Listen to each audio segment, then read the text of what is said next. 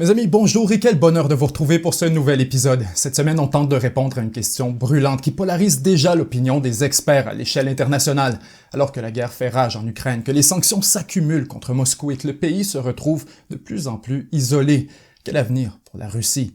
Pour certains, ce serait le début d'une montée en puissance de Moscou, propulsée par le rapprochement avec la Chine et le déclin de l'Occident. Mais pour d'autres, ce serait plutôt le contraire. La Russie serait sur le point d'entrer dans une longue période de déclin marquée par l'appauvrissement économique, l'instabilité politique et même l'asservissement face à la Chine.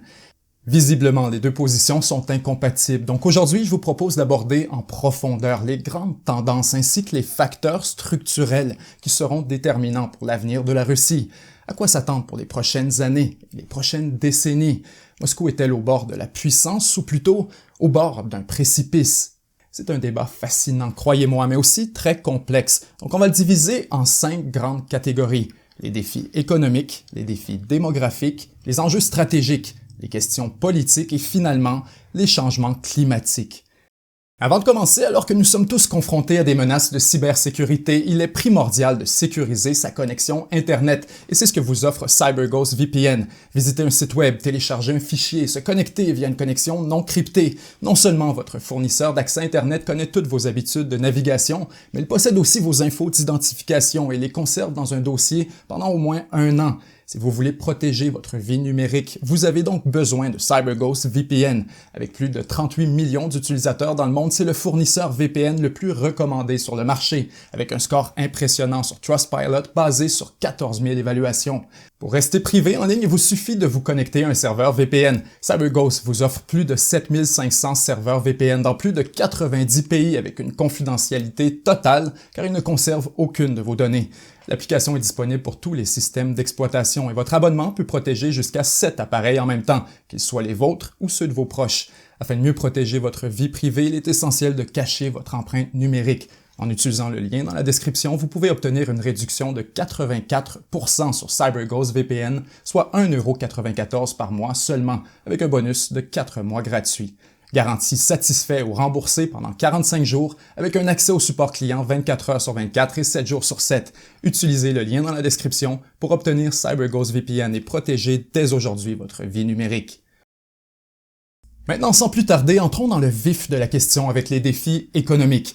Bien sûr, on pourrait parler des sanctions occidentales ainsi que de leur effet non négligeable sur l'économie russe. Le rouble a perdu près du tiers de sa valeur. Les entreprises étrangères quittent par dizaines. Certaines banques sont bannies de la plateforme SWIFT. L'inflation est galopante et des comptes de la Banque centrale ont même été bloqués. Impossible de prévoir l'impact à long terme, mais vraisemblablement, l'économie de la Russie vit actuellement une sérieuse période de turbulence. Or, jusqu'ici, Moscou semble éviter le pire, puisqu'au moment d'enregistrer cette émission, la Russie continue à recevoir des quantités massives d'euros et d'autres devises étrangères pour ses ventes d'énergie. C'est incroyable. Incapable de se priver de l'approvisionnement russe en matière d'énergie, l'Europe se trouve à subventionner directement l'invasion de l'Ukraine. Malgré les sanctions, les finances publiques de la Russie semblent donc tenir le coup. Mais pour combien de temps? Car indépendamment de la situation en Ukraine et de comment tout ça va se terminer, quand on prend un peu de recul, on constate que les menaces les plus sérieuses à l'économie de la Russie ne sont pas contextuelles, mais plutôt structurelles. Commençons avec un véritable pilier de l'économie russe, la colonne vertébrale des finances publiques, les revenus d'exportation. Ce qu'il faut savoir, c'est que les revenus d'exportation sont à la base de la puissance économique du Kremlin. Grâce à un territoire immense et gorgé de ressources naturelles, la Russie est une des plus grandes exportatrices de matières premières sur le marché mondial. Bien sûr, on pense au pétrole et au gaz naturel, mais aussi au fer, à l'or, au charbon, au bois ou au blé. À chaque année, les revenus liés à la vente du gaz et du pétrole représentent à eux seuls environ entre 35 et 40% du budget total de la Russie. Cet argent est essentiel. C'est l'oxygène de la Russie.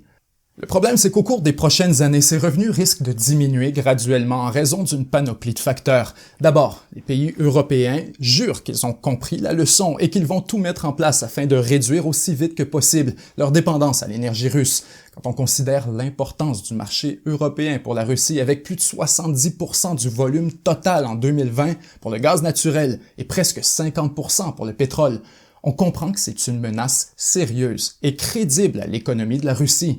Les investissements dans le secteur des énergies renouvelables vont se multiplier à travers l'Europe, bien sûr pour des raisons environnementales, mais aussi puisque de nombreux pays auront désormais une motivation renouvelée à atteindre l'indépendance énergétique, réalisant que c'est d'abord et avant tout un enjeu de sécurité nationale.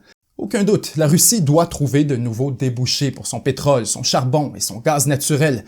Évidemment, on pense tout de suite à la Chine, avec qui Poutine a récemment signé une entente d'approvisionnement de 30 ans d'une valeur estimée de plus de 115 milliards de dollars.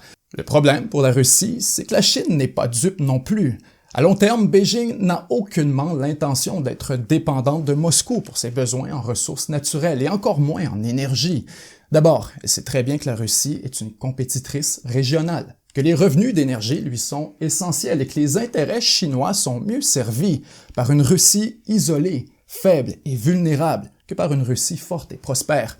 Après tout, plus la Russie est isolée, plus le levier de négociation de la Chine est important. La fameuse entente de 30 ans signée récemment est un excellent exemple. Pendant des années, les deux pays ont été incapables de convenir d'un prix pour le gaz naturel puisque la Chine refusait de payer le même tarif que les autres. Lorsque les tensions ont escaladé en Europe, Moscou n'a pas eu le choix de plier devant Beijing et de finalement lui offrir l'énorme rabais qu'elle exigeait. Ensuite, il est important de noter que la Chine aussi tente activement de se débarrasser des énergies fossiles et qu'elle prévoit même atteindre le net zéro en matière d'émissions de CO2 d'ici 2060. Pour atteindre cet objectif, la Chine prévoit d'augmenter drastiquement sa propre production de gaz naturel tout en augmentant la part de l'énergie nucléaire, de l'hydroélectricité ainsi que des énergies renouvelables dans l'approvisionnement du pays.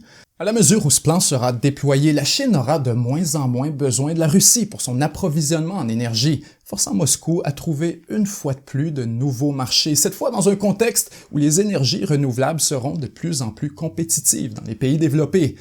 Pour le gaz et le pétrole russe, il n'y a donc aucune solution parfaite à court, à moyen ni à long terme. Dans tous les scénarios, la marge du Kremlin est réduite et les revenus de l'État souffrent en conséquence. Pour les matières premières, c'est à peu près la même chose. Si l'appétit chinois semble pour le moment absolument insatiable, le portrait s'annonce bien différent pour les prochaines décennies. Alors que la Chine passe d'une économie secondaire basée sur la fabrication des biens à une économie tertiaire basée sur la vente des biens, sa demande pour les matières premières va graduellement diminuer. Déjà, la Chine développe activement son influence sur plusieurs pays africains afin d'établir un contrôle sur les ressources extractives et ainsi neutraliser la dépendance envers la Russie. Enfin, pour ce qui est des exportations d'armes, une autre source importante de revenus pour le Kremlin, bien disons qu'il existe aussi des défis majeurs à l'horizon. Autrefois dominé par Moscou et Washington, le marché de l'armement mondial est aujourd'hui en pleine transformation. Un jour, les armes chinoises seront à parité avec celles de la Russie et les pays non alignés avec l'Occident vont progressivement se tourner vers Beijing pour leurs besoins militaires. Les deux plus grands acheteurs d'armes russes sont actuellement la Chine et l'Inde. Éventuellement, la Chine n'achètera plus rien et bientôt, elle ne tolérera plus que la Russie fournisse des armes avancées à l'Inde, un adversaire régional de Beijing. C'est un problème considérable. Puisque privée de ses revenus liés à l'exportation d'armes, la Russie devrait financer à elle seule le maintien de son énorme complexe militaro-industriel, devenu avec le temps un pilier fondamental de la défense, de l'économie et même de l'identité de la Russie. On réalise donc en examinant les trois grands secteurs des exportations de la Russie que des défis économiques importants se présentent à l'horizon. Ces défis sont loin d'être insurmontables, mais ils seront certainement exacerbés par un autre vent de face qui risque de frapper la Russie au cours des prochaines décennies. Notre prochaine catégorie, le déclin démographique. La Russie compte actuellement environ 145 millions d'habitants, soit un peu moins de la moitié de la population américaine et un peu moins du tiers de celle de l'Union européenne. Le problème, c'est que la population est vieillissante, que le taux de natalité est très bas et qu'en raison de ces facteurs, selon certaines projections, la population de la Russie pourrait rapidement diminuer, atteignant 121 millions en 2050 et 106 en 2100. Un tel scénario serait catastrophique. Vladimir Poutine a déjà dit publiquement que le dépeuplement de la Russie, particulièrement dans les régions éloignées, était quelque chose qui le hantait. Et depuis son arrivée, il tente de corriger la trajectoire. En 2017, Poutine déclare que la démographie est un enjeu vital qui influencera le développement du pays pour les décennies à venir. En 2020, lors d'un discours à la nation, il va encore plus loin et affirme qu'il est alarmé par les perspectives démographiques et que répondre à ce défi est un devoir historique. Poutine évoque un piège démographique et déclare que chaque étape, chaque loi, chaque nouveau programme gouvernemental doit désormais être examiné en fonction de la première priorité nationale, la préservation et l'augmentation de la population russe. Évidemment, la démographie n'est pas nécessairement la destinée d'un pays et une plus petite population ne signifie pas nécessairement un déclin de la puissance. Il faut reconnaître qu'une démographie difficile présente tout de même un certain nombre de défis structurels, alors que le nombre de contribuables diminue et que les revenus de taxation sont réduits en conséquence. Les charges sociales, elles, augmente rapidement et le ratio de dépendance se resserre entre travailleurs et retraités. Une population vieillissante coûte déjà très cher en matière de pension, de soins de santé et de ralentissement économique. Et si en plus cette population est en pleine décroissance, alors les choses se compliquent considérablement. Mais c'est un défi supplémentaire qui pourrait exacerber et accélérer une autre tendance inquiétante pour le Kremlin, le déclin géopolitique. Avec un poids économique et démographique réduit, des revenus d'exportation diminués et une perte graduelle des leviers stratégiques que représente la vente d'armes et d'hydrocarbures, il sera de plus en plus difficile pour la Russie de former des alliances ou même de maintenir ses relations existantes, y compris dans sa propre sphère d'influence. Avec l'émergence de la Chine comme nouvelle alternative crédible aux États-Unis, il n'est plus obligatoire de s'aligner avec la Russie afin de tenir tête à Washington.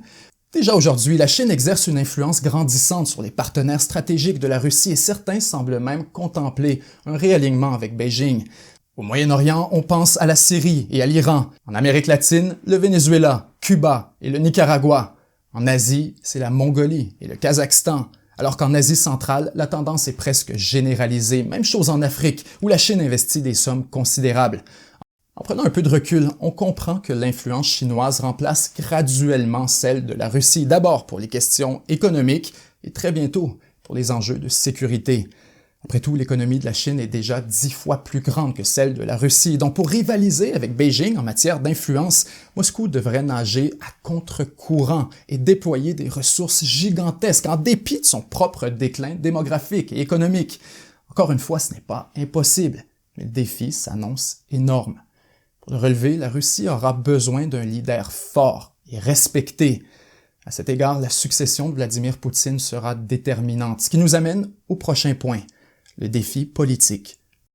Notamment en raison de son gigantesque territoire, la Russie a tendance à consolider le pouvoir politique entre les mains d'un cercle très serré d'individus. Après tout, le Kremlin se doit de maintenir la cohésion entre les quelques 85 territoires qui composent la Fédération russe, incluant 22 républiques profitant toutes de niveaux variables d'autonomie. Donc afin de réussir, Moscou se doit d'être le centre du pouvoir et de projeter une puissante autorité à travers le territoire. Le problème, c'est que ça rend le pays extrêmement vulnérable à une profonde période d'instabilité lorsque le pouvoir est faible à Moscou. Les exemples ne manquent pas. La période des troubles suivant la mort d'Ivan le Terrible, la crise après la révolution bolchevique, la confusion suivant la mort de Staline ou encore, bien sûr, les années 90 après la chute de l'URSS. Lorsque les anciens territoires soviétiques de la Russie se sont mis à contempler l'indépendance ouvertement, notamment la Sibérie, l'Oural, le Karélia et le Tatarstan, le président de l'époque, Boris Yeltsin, avait mis fin à l'hémorragie en proposant l'idée d'une fédération, tout en promettant à chaque région autant de souveraineté qu'elle pourrait en avaler.